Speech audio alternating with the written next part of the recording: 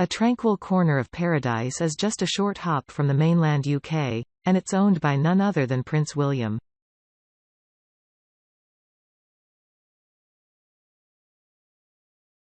Described as outstandingly beautiful, uncrowded and unspoiled on the official tourist board website, the Isles of Scilly are located not far off the coast of Cornwall, and are around 1 hour away from southwest England by plane.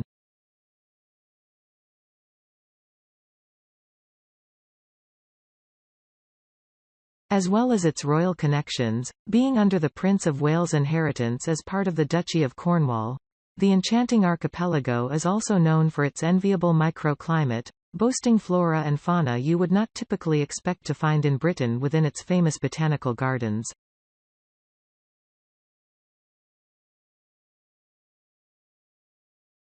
It has not always been a home of simple relaxation, however, and when the Spanish Armada's attempted invasion was repelled in 1588, Queen Elizabeth was persuaded to build a fortified garrison on Scilly's main island, St. Mary's, in case the Spanish saw it as a launchpad for a second attempt.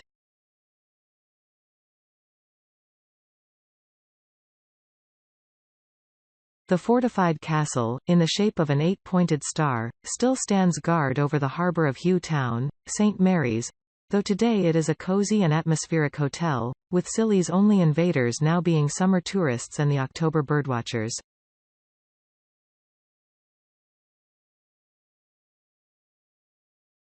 The Star Castle, with its thick granite walls, ancient beamed ceilings and dungeon bar, is an ideal base to explore one of Britain's hidden gems, says Devon Live.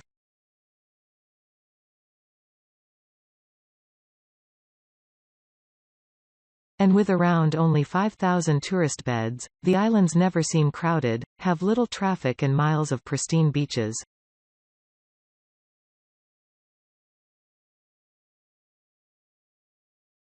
St. Mary's is the largest of the islands and is home to around 1,600 of the archipelago's total 2,100 permanent residents, though it is still only 3 miles long and a mile across.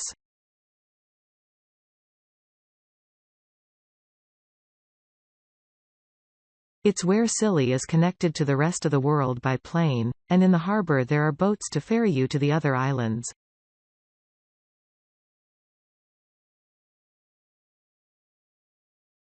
The second largest island of Tresco is meanwhile famed for its botanical gardens established by Augustus Smith in the 19th century, and his descendant Robert Dorian Smith now presides over the island.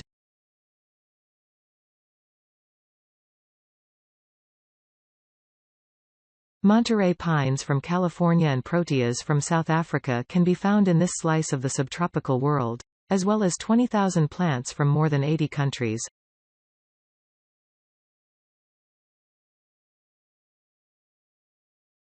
The gardens also host figureheads from local shipwrecks, as well as an 18-pounder cannon from the Warship Association, whose loss in 1707 with 3 other ships and hundreds of lives after a navigation error led to the race to discover a way of measuring longitude.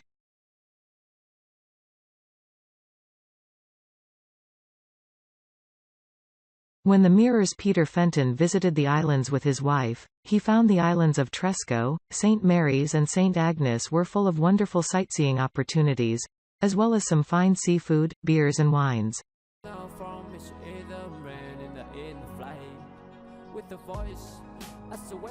He said, fortified by a baguette of local crab meat and a pint of fine Scilly brewed bitter at the excellent New Inn, my wife Fran and I set off to explore the rest of Tresco, stopping to climb Cromwell's Castle, a ruined shore battery that once guarded the channel between Tresco and its near neighbour Bryher, one of the other inhabited islands.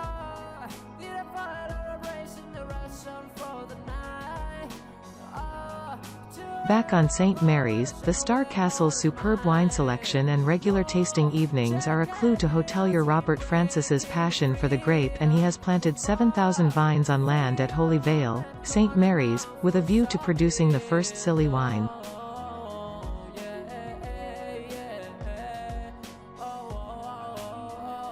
After a visit to his vineyard, which he plans to open as a tourist attraction, we took a boat to St. Agnes, much less developed than Tresco.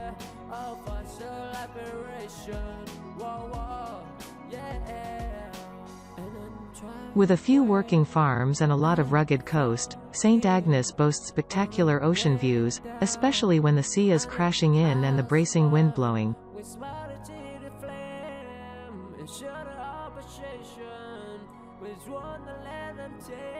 You really need to work up an appetite as the food at the Star Castle is exceptional.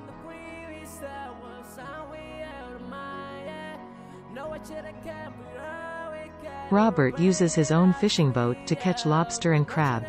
Cornish boats bring in fresh brill, monkfish, hake and plaice. The beef is locally sourced and is melt-in-the-mouth delicious.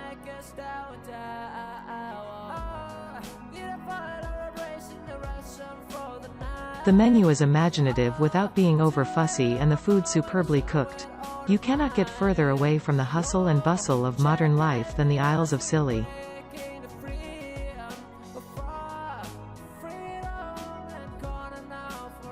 The 1960s pipe-smoking Prime Minister Harold Wilson used them as his secret getaway and loved them so much he chose the churchyard overlooking Old Town Bay on St. Mary's as his final resting place.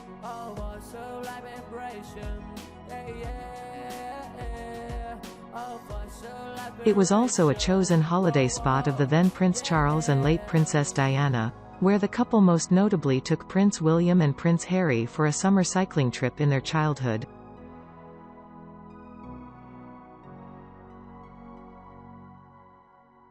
In more recent times, William's young family and A-list celebrities like Jude Law are known to have enjoyed the island's privacy, easy pace of life and crime and traffic-free environment bring people.